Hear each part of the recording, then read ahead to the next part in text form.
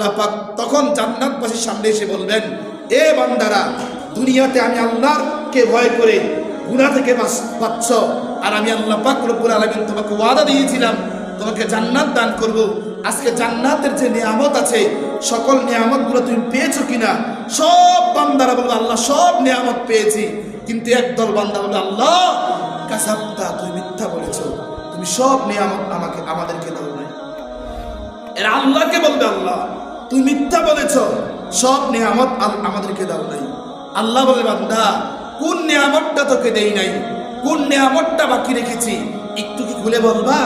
এবারে বান্দাগুলো বলে, হুরে কিলমা জিতনি নিয়ামত হায় তু, সবসে বেহতর নিয়ামতে দিদারে তু। দুনিয়ার মধ্যে চলতে গিয়ে নারীদের দিকে আমি আমার চক্ষুকে তাকাই নাই, গুনার দিকে আমি আমার চক্ষু দিয়ে তাকাই নাই, শুধু একমাত্র জান্নাতের আশায় জান্নাতে আয়েশা কোনো হুরগুলো ভোগ করব না, কোনো নিয়ামতগুলো আমি ভোগ করব না। আমি তো জান্নাতের মধ্যে আসছি মালিকে শুধু একমাত্র তুমি আল্লাহকে দেখার জন্য।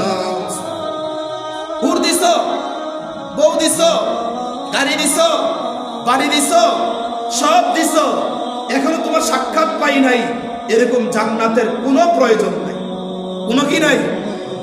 আল্লাহ বলে, বান্দা যেহেতু তুমি দুনিয়ার মধ্যে তোমার চক্ষুগুলাকে বেগার নারী থেকে বাঁচিয়েছো, দুনিয়ার মধ্যে তোমার চক্ষুগুলা গুনাহ থেকে বাঁচিয়েছে আমি আল্লাহর দিদারের জন্য। ফেরেশতা আমার বান্দার আমল নামায় তাকায় দেখো সে কতটা গুনাহ থেকে তার চক্ষুকে বাঁচিয়েছে।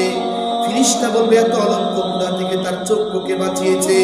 আজকে আল্লাহ পাক পুরা জান্নাতবাসীর সামনে প্রমাণ করবেন, আমার বন্ধু বলেছে যে যতবার গুনাহ থেকে তার চক্ষুকে বাঁচাবে আমি আল্লাহ পাক রব্বুল আলামিন তার সাথে ততবার সাক্ষাৎ দেব।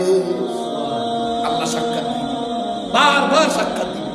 আল্লাহর সাক্ষাতে যখন সে এক নজর আল্লাহকে দেখবে, একটা পলক সে আল্লাহকে দেখবে, তো তখন তো তার আর এই বেহেশতের কোনো কিছুই ভালো লাগবে না। সে তাকাইছে, তাকিয়ে রয়েছে, তার চোখের কোনো পলক পড়বে না। সে এক তাকানে তার 40 বছর চলে যাবে। মালিককে দেখবে, সে আল্লাহকে দেখবে, সে আল্লাহকে দেখবে। এজন্য রাবিয়া বসরি সম্পর্কে কিতাবের মধ্যে আসছে, রাবিয়া বসরি একবার এক হাতে পানি আর এক হাতে তার আগুন নিয়ে এসে দৌড়াচ্ছে। লোক জিজ্ঞেস, রাবিয়া মাথা কি অর্ধেক পাগল হয়ে গেছে নাকি, কোথায় যাচ্ছ? রাবিয়া উত্তর দিছে, আরে আগুন দিয়ে জান্নাতকে পুড়িয়ে দেব, আর পানি দিয়ে জাহান্নামকে নিভিয়ে দেব। বলে কি জন্য? শোনো, মানুষ তো নামাজ পড়ে জান্নাতের জন্য, মানুষ গুনাহ থেকে বাঁচে জাহান্নাম থেকে বাঁচার জন্য। আমার জান্নাতের